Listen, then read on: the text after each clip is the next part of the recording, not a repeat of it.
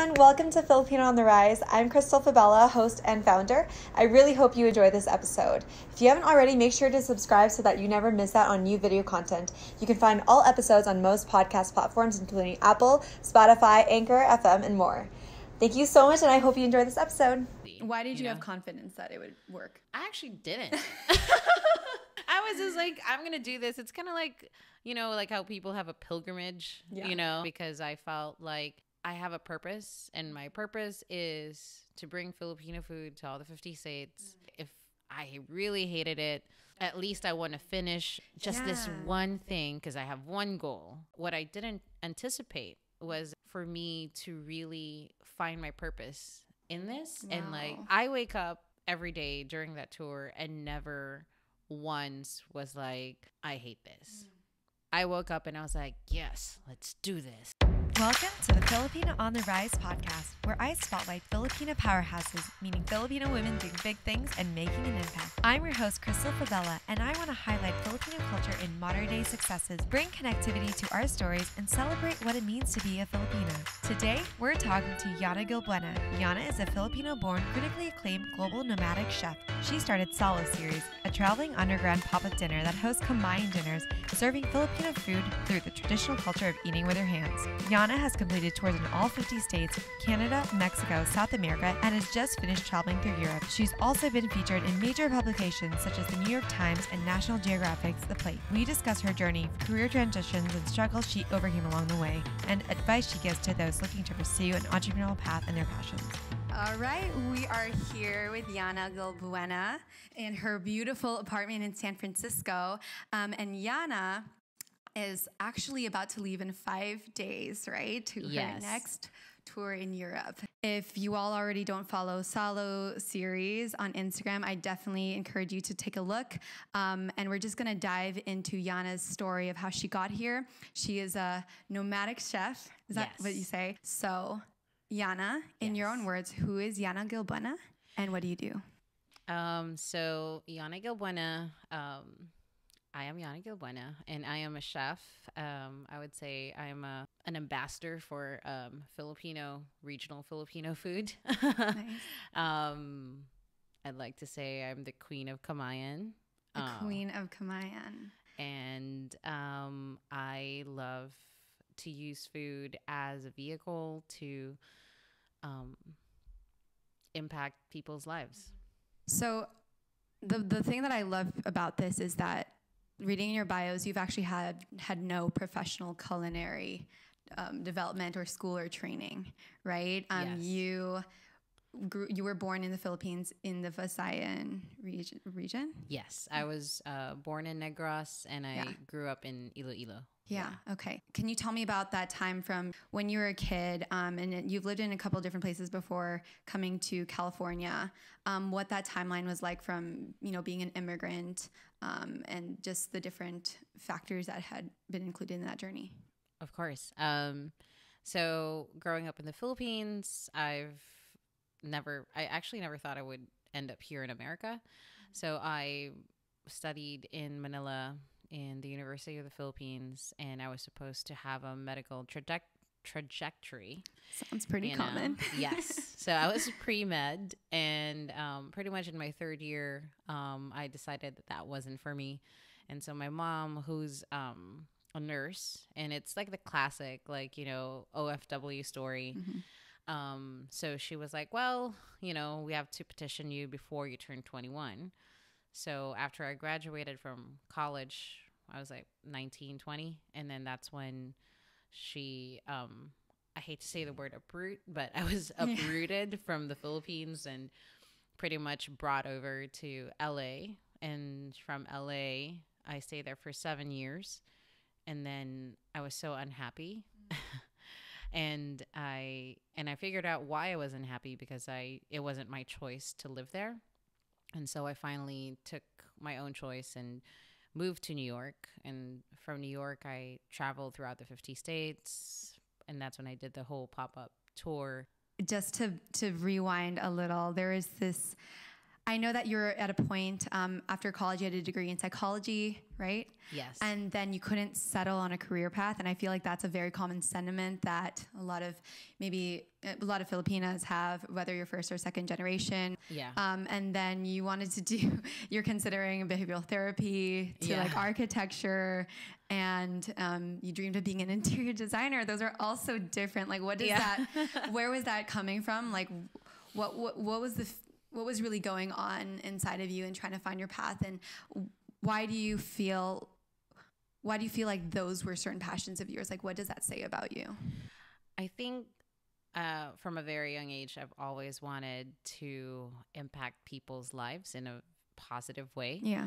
And in a way, I also wanted to leave a legacy. So I had a near-death scare when I was 23. Wow. And when I think about it, and I could have died, and at that point I had nothing to show for. Like, if I had left this earth, like, what would I have been known as? And that really prompted me to like really, reassess my life choices, what I wanted to do. And at that time, I was a behavior therapist for autistic kids, and that was because my background was in psychology, but that didn't really give me joy in my life. And I didn't think I would be able to impact people's lives through that work. I was also young, it's like I didn't have the bandwidth to like carry and hold space for the families that I was working with. And cooking kind of came out as it was more really a side hustle. Yeah. And it wasn't meant to be my career at all. And I just kind of fell into it. I just had like this sort of epiphany when I was living in New York, and I was like, no one's really doing Filipino food. I'm like, this is really weird. And New York being the melting pot of cultures, why is it so hard for me to find the food that I grew up with, or at least a semblance of it? So that's kind of how I fell into the whole like doing pop-up dinners. And I remember my friends were like, oh, you really want to do Kamayan? And I'm like, yes, I want to do Kamayan, because no one's doing Kamayan at this point. Like, so you saw that it was a unique thing that no one was taking on yet. And did you feel like you had to optimize on that? It was more about like bringing, or actually celebrating a lost tradition. And I felt like, especially in my family, or like even my friends, like if you talk to someone, like they're like, oh yeah, Kamayan, it's like you need to use your spoons and forks and knives because that's not civilized, and it's like that colonial mentality that needs to get unpacked.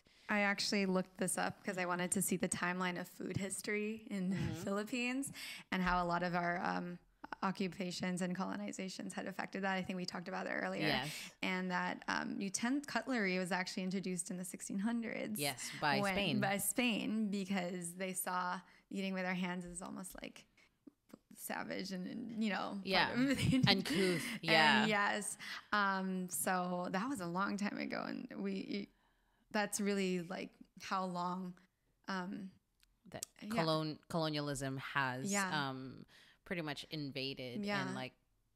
But isn't that amazing that you still go to the Philippines and people still will eat with their hands? It's not completely eradicated yet. Yes, and I love that, especially when go to the provinces. It's only like in Manila, really. Like it's like where it's more prevalent than anything. And it doesn't have to be on banana leaves. That's the thing. Like people, I feel, associate Kamayan all the time with like boodle fight because they're like, oh, that's what we see in media. But it's like Kamayan can still be on a plate. You're just using your hands. It's just the act of using your hands. I remember growing up, my grandma always ate with her hands. There's a talent in being able to eat whatever food it is with your hand, right? Oh yeah, and keeping it neat and clean. Yeah, exactly. Like people can't do that now. Like it's honestly impressive. And to me, it was always normal growing up until I got to Canada, and I didn't I saw that kids didn't eat with their hands. So I would bring food sometimes for lunch, and I would like just give up on my utensils and eat with my hands. Yeah. And then that's when the shift for me was like, oh, this isn't proper. Yeah. It's like kind of like savage. Yeah. And it's the thing that Filipinos do. But like, I love what you're doing is that you're reintroducing the beauty and the culture that we have about it. And sharing that with the people. Like, what has that been like in terms of just reintegrating eating with our hands and why there's such importance in that as Filipinos? I think it's really good to reclaim that ancestral way of eating because I feel like there's a direct connection with your food. And food already, I mean, dining is a sensual experience. Like you eat with your eyes, your nose, your mouth, you know, like even sound, like when you hear like a really crispy chicken, fried chicken, you're just like, suddenly you're like, oh my God, that's perfect, you know? So like the only thing that's really missing in this experience is your sense of touch. And it's kind of like you're kind of robbing yourself of that experience because there's so many nerve endings in your fingers that it makes more sense to actually activate that in your dining experience. And I it's never like, thought about that. Yeah. And so it's like it's a sense that we don't use out of all the other ones. Exactly. When you're eating, you smell, you see, you taste, you hear. Yeah. So, and for me, like, I feel, you know, the generations now, like, have pretty much like been so disassociated with food. Like, meaning like, we're so used to like seeing food packaged. We never see the whole animal anymore. Like, I've had people be disgusted that I serve them whole fish with a head on. Yeah. And I'm just like, no, this is what it looks like. Yeah. And they were like, oh, it's creepy. It's looking me in the eye. And I'm like, well, you also have to acknowledge that a life was lost in order to feed another, you know, and that is the cycle of life, you know, like with death, there's always a beginning. Yeah. You know, and it's just the way the world works. I feel like there's so many elements more than just teaching people about Filipino culture that you're actually bringing in and reintegrating back into the food experience. Like, besides like introducing Filipino food and Kamayan to people, what have you found that you're really also doing? During your dinners. I'm definitely seeing like there's a sense of community because you're dining together. And that's also something that I feel it's lacking nowadays because it's like we're so used to just like not sharing our food with people. You know, it's always like, oh, this is my plate. This is my, you know, it's like, it's so weird. And I'm just like, no, let's share. Like, you know. Yeah. So I'm like. That's so true. Eating together, like starting the meal together is also very important for me because I think like a meal is a journey. Yeah. You know, so we're on this journey together. Yeah. Yeah. And especially it's such a counter approach to how everything is so packaged up and go now. Exactly. And we've lost the art of just sitting down and being in communion together. Yes, exactly. That it's funny how much I feel. I don't know if you feel this way, but how Filipino food culture has affected how I even eat with people. Like when my friends sit down, I'm immediately like, I offer my food to them. Yeah. Like, do you want some? Because I want some of yours. Yeah. Like I'll accidentally reach over to someone's plate and like it'll be like a Caucasian friend or something, and I'll have to like retract a little. And you're like, oh, is that okay?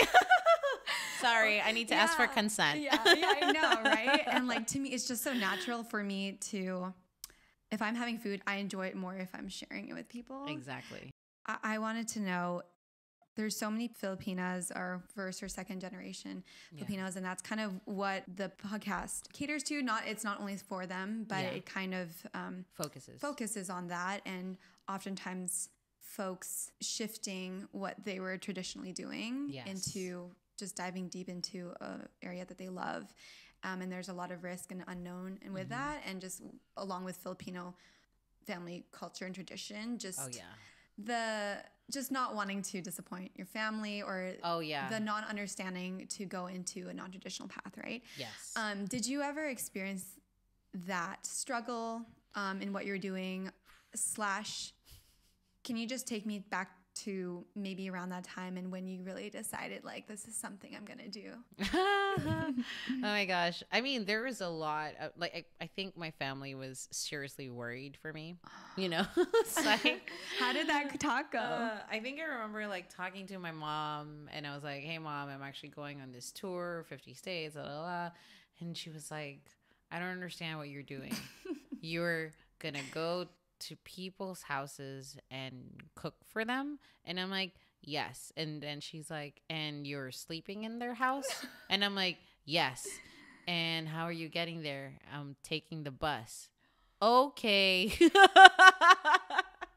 She was like, "Why don't you just get a job that's like you know, in one place where you're not like traveling and doing all these things?" And I'm just like, because a regular job is not for me. It's not fulfilling you.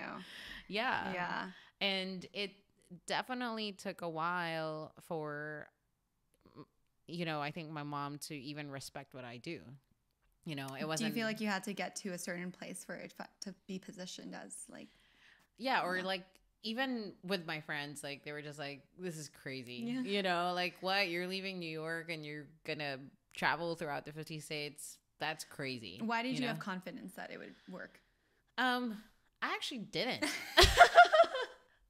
I was just like, I'm going to do this. It's kind of like, you know, like how people have a pilgrimage, you know, and I kind of treated it as such because I felt like I have a purpose and my purpose is to bring Filipino food to all the 50 states. And for me, I was like, this is like a one-time deal, you know, like if I really hated it, at least I want to finish just this one thing because I have one goal, you know, and then I can go back to doing whatever traditional shit that I was doing anyway, you know. But then what I didn't anticipate was it for me to really find my purpose in this. And like I wake up every day during that tour and never once was like, I hate this. You know, like I woke up and I was like, yes, let's do this. What variety of emotions would go on during your first tour? I mean, to be fair, I was lonely, you know, because obviously I can see on Instagram that my friends are having brunch without me. You know? But even then, like loneliness is a very interesting human emotion because you can be surrounded by people and still feel lonely, you know? So I definitely did feel lonely because I felt like a lot of times I was out of my element. I was out of, again, my comfort zone. Right. And I didn't know if I had a support system where I was. And that to me was a little daunting. But then I kind of got over it. And I was like, you know what? You're in a new city. There's this opportunity to create a community here and meet new people and, you know, make new relationships. So it's just a matter of shifting your perspective. Absolutely. Yeah. Wow. And I'm sure there were moments like after the struggle, maybe after the dinners of just reconfirming like, yeah, I meant to do this. Yeah. And I do it well. Yeah. Yeah. Yeah. It's like, you love that feeling. You're like, wait, there's a lot of struggle to get here, but you're like, hell yeah, this is what I meant to do. You know, and like my reward is, you know, when after the dinner, people would like come up to me and they were like, oh my God, I didn't know how awesome Filipino food is. Wow. Or like for them be like, oh, now you have rekindled this, you know, this curiosity again for me to like ask my mom for recipes and how to cook this and like, you know, just little things. Like it's the food is giving them that connection back to their roots. And that is something that you cannot buy. Yeah, for sure. I was reading that 2 years ago, there was a TV chef, Andrew Zimmern, who proclaimed that Filipino food was the next big thing, right? Sorry. I roll. You just eye rolled. Why did you just eye roll? I don't know. I'm kind of over white saviors at this point, you know? But also, it's not the next big thing because it's been a thing. Yeah. You know, like, and it's something that I love like how media loves to sensationalize it, and like, yeah, Thai food was back in the 90s, and then it became Vietnamese, and then it became, you know, like all these things. And I'm like, you just keep forgetting that these cultures existed for so centuries. long. Yeah. Like, this is nothing new, you know? But I'm glad that, you know, there's a renaissance, like almost like a rediscovery of things. And it's great because like food is the most unimposing thing that you could ever, you know, use to help people bridge cultures. Yeah. I know that Anthony Bourdain, he would do that, like, well, I don't know. Like, about to say something. Well, like just like food for him, he wasn't just talking about food. It was like a way to talk about politics or with the local people or just current events. So it's like a bridge almost. It is beyond just the plate. Oops. I like that. Yeah. I like that. Beyond the plate. Beyond the plate. We got a new thing. Yes. Hashtag it's a new podcast. Yes, beyond the plate. Come on, let's make it happen. I know. You should do that on top of that. Can you describe the food movement right now? Like, what you're probably such an expert, or you've gotten so like acclaimed, I guess, in the Filipino food movement community. So where are we at right now? Like, can you just describe maybe the current status of what the Filipino food movement looks like? I think where we're at right now is that Filipino American food is definitely having its moment. Because I think there needs to be a distinction between Filipino food and Filipino American food. And right now, Filipino American food is booming. Like, it's amazing to see it because it's like, I love it. These are like the Filipino Americans that grew up here, and this is like their interpretation of, you know, their childhood, their history, their story. You know, it's true. It's like it's a second like iteration of it. Yeah, almost. And there is a big group of people that are also doing Filipino food, but it's like a part of me kind of wants to like separate that because it's like, you know, it's just easy to say Italian food, but then there's like, oh, there's actually Italian American, you know, like it's the same with like Mexican, there's Mexican American, there's French American, like, and all that stuff, because, you know, you do adapt to where you are, and it's also a reflection of, you know, your history and your story and your background, and how this food from the Philippines that was brought over by your parents and their traditions are now being translated over here to you.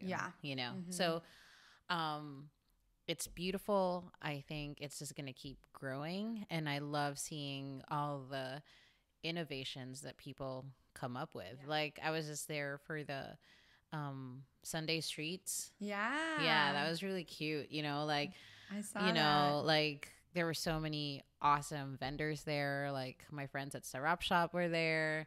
There's always Senior Sisig, you know, and it's like, you know, they're Al Pastor Papi and, you know, all these so places. Creative. Yeah. Right. And it's like, for example, like one thing, ube donuts. Yeah. Like, dude, that's amazing. You know what I mean? How do you feel about this whole debate between how ube is being appropriated? Like, oh, there's ube now in Trader Joe's and it's not getting the proper Filipino like acknowledgement. I mean, I'm waiting for the durian flavor, really. Yes. No. You know what I mean? But I think it's great because it's like, I love ube. There's just more education. Because before, like when I would say ube, people are like, oh, taro. And I'm like, no. Taro is different, you know. And then there's also like Okinawan sweet potato. That's also different. So it's like, it's good to like, there's an opportunity to educate people. And I love that it's opening up, you know, discussions for this, because it's, the more we know, the better it is for everyone. Really. There's this question of why, you know, we see Thai food, Japanese food, Chinese food has really been more of a well-known, like mainstreamed in the, I guess, the American palate or just like globally, whereas people can say like Filipino food hasn't yet been mainstream. I hate that word. I don't want to use that word, I guess, but more like you know what I mean? It's being featured. Featured, exactly. And then some people say because it's an underrepresented cuisine, right? Yeah. And it's because it's hard for people to understand it. I've read that it's hard for people to understand Filipino food because there's not a lot of relevance to, let's say, you can't describe the taste or what it is. You can't tie it to Japanese or Thai or Indian, you know? It's its own thing. Like, what do you think of that? And maybe why do you think it's taking a little longer for Filipino food to kind of make it? I think, to be honest, the reason why, like, Chinese food, Japanese food, it was because they were kind of strategic, you know, in the way that they approached, you know, entering the food industry. Like for Japanese food, for example, like eating raw fish was really hard to sell. But guess what? They invented the California roll. Yeah. So now they were like, you know, so it's like an entryway to sushi. Yeah. So now people know all the different, you know, so it's like an easing into, so there's like almost like a gateway. It's great, but it's like, for example, Chinese food was like super easy. Like you've got beef and broccoli. Yeah. You know, you've got really like, ones. You know, the really basic that if you do go to any Chinese establishment, you know it's going to be there. These are the staples, like the top hits. Yeah. You know? So I think in order for anyone to be like, especially Filipino food, to be a little bit more mainstream, obviously, like, you know, we just need like a good strategy where to enter, you know, in a way, like what are our top 5, you know, that. So what would they be? For everyone to like be, you know, go to a restaurant. I mean, I hate to say it, but adobo. Like, that's. But lumpia. It's also very controversial because everyone's always like, "Oh, that's not how my grandma makes it." You know, it's like, but it's adobo. There are many forms of adobo. It's okay. Yeah. You know. Yeah. There's different iterations. We have 7,000 islands, for God's sakes. Oh my God. You know, each island's gonna have their own. Twist. Oh my God. I never thought about that. Yeah. So I mean, adobo is always good. Yeah. I think kare. That was my favorite. Like, definitely will. You think so? I love kare. Like, come on. Yeah, I love it. I've introduced it to my friends who are non-Filipinos, and I'm like, it's a peanut butter taste. And they're like, what? But I'm like, that could be cool too. Yeah, like, it could be hip. I don't know. Like, raw fish wasn't hip, and now we have everyone's eating poke bowls. Yeah, exactly. Like it's nothing. Yeah, exactly. So I think adobo, kare, you know. Pancit. Definitely pancit, you know. I mean, I hate to say it too, lumpia, you know. But it's like these are the main things that people expect or would want to see, you know, because it's safe. They know what it is. And then later on, you can introduce all the other things, you know. But thank God I'm not a restaurant owner. Yeah. So I can do whatever I want. I read that somewhere, like wherever you go, you actually source from farmers markets. Definitely. For everything? Well, not for everything. Like I still have to buy soy sauce at the Asian market. But it's like I also heard, I'm like, already what you're doing seems very laborious and just attention to detail and intricate. But I also heard that you kind of craft what your like the dishes will be based off of what you find there. Oh, definitely. That's so crazy. Well, to be like versatile like that and just I think it also saves me a lot of like money. Headache. Oh, okay. Definitely a lot of headache because before I used to think of my menus ahead of time and then it's more of me going to these markets in search for specific ingredients. And if those ingredients don't exist in that particular city or state or country, then I've just put myself in a really bad situation because I now have to deliver, you know, because I said, this is what's going to be on my menu. So when do you present the menu or publicize it? I would say a day before. Okay, because then you already Yeah, know. because so that's why It's almost like a mystery. It's like you don't know yet until the day before when you see the lineup. It's like a concert lineup. I actually like it that way. So cool, yeah. Because I'm like, to be honest, I'm like, yeah. Otherwise, you'd just be doing the same things all the time. And I mean, sometimes there are some things like that are staples in my pop-ups. Like, for example, my mushroom sisig, because I want to cater to people who are vegetarian or vegan. And that's always, you know, like a good thing to have. Like, for me, reclaiming, you know, Kamayan also means reclaiming like our lost recipes, you know, because prior to the colonizers coming and introducing canned foods, processed foods, and like eating a lot of meat, our diets were predominantly plant and seafood based because meat was expensive in the Philippines, you know, so you can only have that in very special occasions. And unless you're super wealthy, then you can have beef all the time. Yeah. But, you know, so it's like, and just like kind of putting that out there because there's always a misconception about like, oh, Filipino food is so meat heavy. I don't think I can eat there. There is that perception. Yeah. Like, oh, I'm a vegetarian. So like, oh, that must be so hard for you to eat Filipino food because it's all pork. I'm like, what? I mean, I guess there's a lot of pork, but it's kind of generalized to be a very meat heavy cuisine. And I think it's because of media and also because like when people did have an experience with Filipino food, it's always at an occasion or an event. So obviously at these occasions and events, you want to show these are the best things that we can ever provide you. So it's like lechon and like, you know, barbecue and all that stuff. And it's like, it's great. But if you go on a daily to someone's house on a random day of the week, you won't see them eating lechon. You know, like, no, they're going to be eating fish and vegetables. Yeah, exactly. Let's just put it that way. And yes, we add, you know, like pork bones or like scraps of pork and stuff like that because we don't want to waste any of the animal. And it was literally a good, you know, like most third world countries have a snout to tail like approach to dining because meat is hard to grow and meat is hard to come by. So when you do slaughter an animal, you don't just throw things away, you know. Thing. And that's also another part that has been like, oh, you eat the feet or like you. Dude, like, it's good. It's good for you, collagen. Come on. No, but it's like even the body parts, but it's like it was all about like not being wasteful, like you, especially if you're in a maybe a poorer part of the region, like you're gonna use everything. Like for example, palabok. You know, palabok has shrimp in it, but also the sauce is made out of ground shrimp heads. So it's like, you know what I mean? Like they don't just throw any. I love it.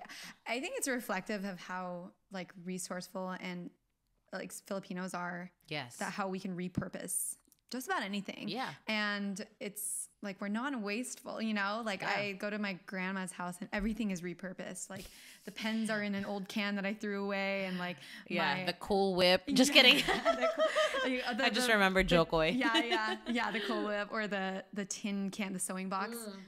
It's a sewing box with the cookies. The Danish cookies. Oh my God. Yeah. And I'm like, I mean, it's so cool to be like sustainable now and recycling, but we've been doing that forever. Exactly. Because we have to. Because we're trying to survive. Yeah. And not be wasteful. Exactly. I love it.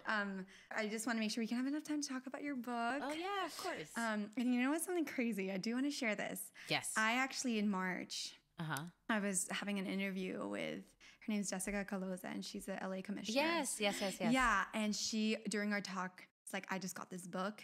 You need to read it. Hopefully one of these days you can interview the author. Oh, and when I was editing it the other month, and I was just like shook. So I was editing this last month, finally put it out, and I just listened to the sequence, and I'm like, oh, that sounds amazing. Like, hopefully I'll be able to reach out to her about this book. Oh. And like, here we are. It's just such a... Hi, Jessica. She was very enthusiastic about you. So yeah, tell me about the book. Like, you put it together, and it's detailing the journey that you have went through during your 50 state tour. Yeah. What were you trying to capture, and what was the story that you're trying to tell? So I met a lot of people during that journey, and they have shown me so much love, support, generosity. Really, like, I'm a stranger, like coming into their house, sleeping in their house, all of that stuff, and it's like, and I'm still friends literally with like the people that I interacted with, especially my hosts. And I wanted to share their story because their story is intertwined with mine. And it was a way for me to like kind of show that if I was a Filipina with a shaved head and colored hair, and I was able to go through the different cities and states of America and be shown love, support, and generosity, that the world isn't out to get you. Like, Wow. it's kind of like a testament to like Human, the beauty of humanity. Wow. Yeah. So because there was more than just the pop-ups. It was you yeah. going into homes and people being hospitable, and those interactions. Yeah. And so, and you're telling the story of like, this is the humanity that I found and that's out there. Exactly. That's amazing. So what would you say is the hardest part about your job, and then what is most fulfilling? I think the hardest part about traveling and doing pop-ups is sourcing, actually not even sourcing the ingredients, actually just finding a place to do a pop-up in. Yeah. So that's the hard part. What's the best part? The best part is meeting my diners, because it's like at the end of each dinner, like I love, knowing how they got there. Yeah. How did they even find out? And what made you want to come here, knowing full well that it was a Kamayan dinner, So I love that. Through all your whatever, all your dinners, but even then, like, it was hard to explain. What have you learned about what people are looking for? Like, is there a trend or just something you're seeing a common theme of what is happening and why your dinners are so popular? I think for them, it's also the experience of eating with their hands, definitely, and also finding out more about Filipino cuisine beyond adobo, pancit, and lumpia. In your journey, you basically forged your own path. You found a passion of yours, and you repositioned your life, right? To follow it. That's what it was. Regardless if you had all the resources or the answers or knowing that it would work or not, that's what you did. So a lot of, young Filipinas, either struggling to find their path or just wanting to transition into a place that they really love, but feeling the obstacles of it's either not stable, it's not what my family wants me to do. What practical advice would you lend to that person? I think for me, finding a passion and a path that you're not driven by money. Like, money should not be what drives you to take this path, because passion, you're gonna encounter so many like things that if money was your end goal, it's just gonna deter you from the start, because like, especially as an entrepreneur, you really have to hustle hard. And then you have to ask yourself, am I gonna wake up today and be happy with what I'm doing? Is this making me happy? Is this, again, like Marie Kondo, is it bringing it joy? Yeah. Bringing you joy, And I think my advice is like, really have like a vision of what you want to do, and then work towards that vision. Don't keep it as an idea. Just jump in, really. Like, if you think you want to start like, your bagoong company or whatever it is, like, just dive in. And if your gut tells you you're on the right path, just listen to yourself, because don't listen to what other people are saying, because you know yourself well. Yeah. And you need to trust yourself. Yeah. In all of this, because at the end of it, it's going to be you who's going to be doing this and nobody else. Wow. It's amazing. Is there anything that you want to kind of tell the world, I guess, if you had a message about, if you had a time to give advice to anyone really, but just focusing on what the niche audience here is. If you had a message for Filipinas aspiring, what would that be? Definitely. I know the road less traveled is not for everyone, but I would say that find something that makes you happy. And that's the first and foremost in anything that you do. Yeah. Find joy in everything that you do, because a job is not a job if you enjoy it. So find what makes you happy. It's so funny how it seems so simple, but it's so powerful. Right? Sorry. I was just find what makes you happy. No, it's so true. It's it needs to make you happy. You seem overjoyed with what you're doing on a day-to-day. And it's that's possible. You could do that. We don't have to be dreading. Yeah. If you're dreading Mondays, oh my God. Yeah. I love it. Well, thank you so much for your time, Yana. I know you have a dinner. Maraming salamat. And I just really appreciate, you taking the time to tell this story. I think it will further empower. It's really important that we listen to your story and the stories that you've heard. We see that you're so, successful now, and you're at these big countries, but what it took behind that and the person and the grit and the perseverance and the passion that you had is so wonderful to hear. So thank you. Salamat. It's an honor, really. So, salamat. Of course. We did it! Thank you so much for listening. Would love if you can subscribe and/or leave a review. And I can't wait to see you next time for the next Filipina on the Rise.